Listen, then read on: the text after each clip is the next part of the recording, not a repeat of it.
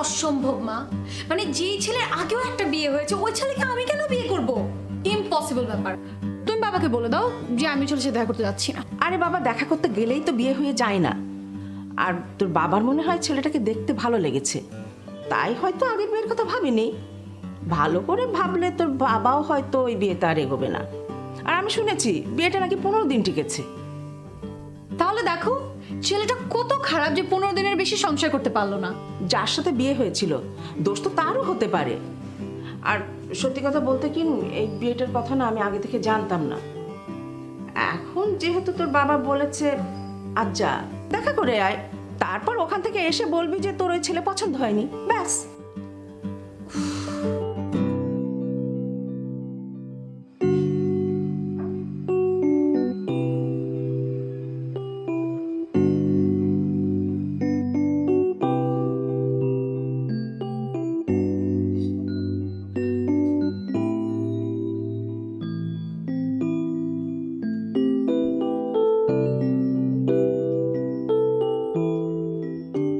আপনি আবির, রাইট?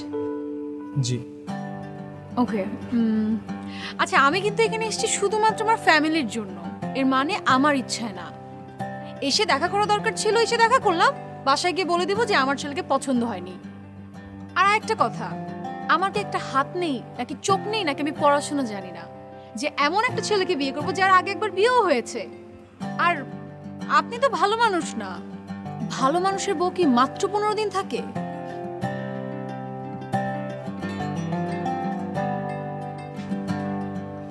আপনি হাসছেন কেন?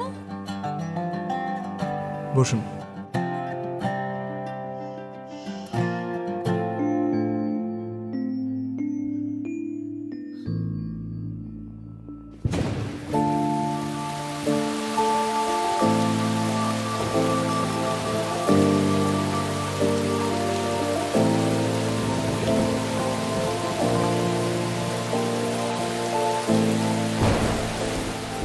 ওর সাথে আমার প্রথম দেখা এক বর্ষার দিনে। আমি তার মাথায় ধরেছিলাম ছাতা, আর সে আমার মন।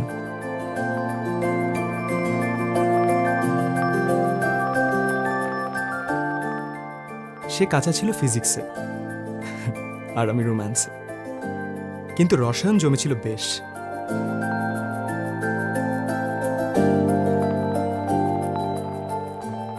কিন্তু ভালো থাকা, সুখে থাকা হয়তো প্রকৃতি বেশি দিন মানতে পারে না। কোনো উপায় কি নেই? না, থাকলে আমরাই আপনাদেরকে জানাতাম। এই স্টেজে আসলে রোগীকে বাঁচানো সম্ভব হয় না। শিওর ডাক্তার সাহেব? জি।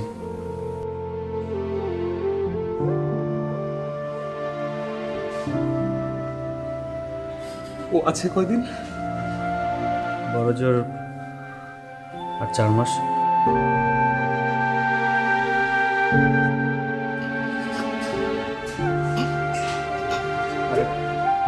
আপনি এইভাবে ভেঙে পড়বেন না, স্টে স্ট্রং। এই কদিন আপনারা ওনার পাশে থাকুন, ওনাকে ভালো রাখুন প্লিজ।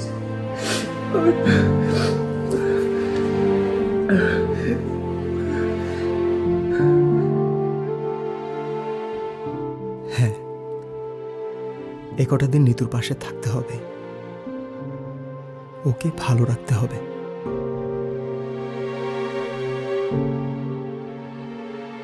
বাবা, এই 4টা মাস আমি নিতুর সাথে থাকতে চাই। আমাকে বিয়ে করতে চাই। অসম্ভব। আমি তো জেনে শুনে আমার একমাত্র ছেলেকে অনিশ্চয়তার দিকে যেতে দিতে পারি না। নিজের বাবা মা, পরে নিতুর কাউকে বোঝাতে পারলাম না এই কটা দিন আমাদের একসাথে থাকা কত দরকার, নিতুকে ভালো রাখা কতটা জরুরি।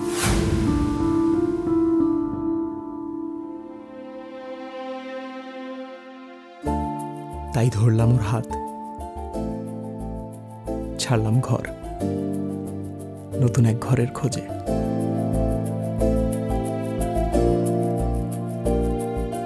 শুরু হয় নতুন এক জীবন, যেটা শুধুই নিতুর জন্য। নতুন করে ভোর দেখা, হোক অল্প কিছু দিনের জন্য, তবু নতুন করে সাজানো।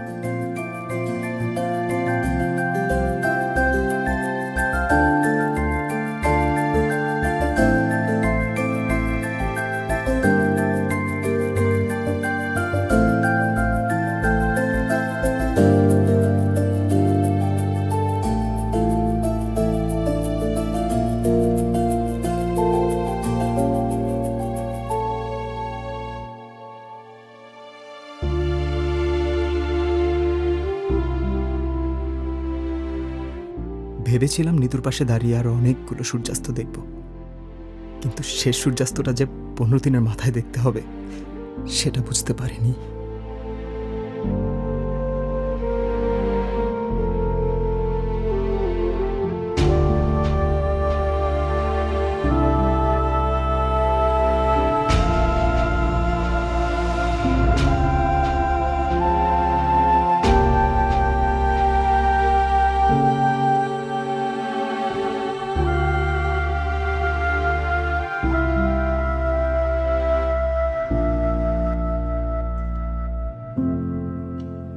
এই ছিল ওর সাথে আমার শেষ 15 দিন।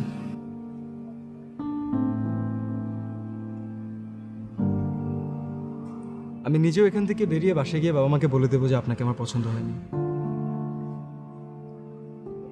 কারণ আমি যদি অন্য কাউকে বিয়ে করি তাহলে আমার আর নিতুর মেমোরিজগুলোর মাঝে একটা দেয়াল দাঁড়াবে।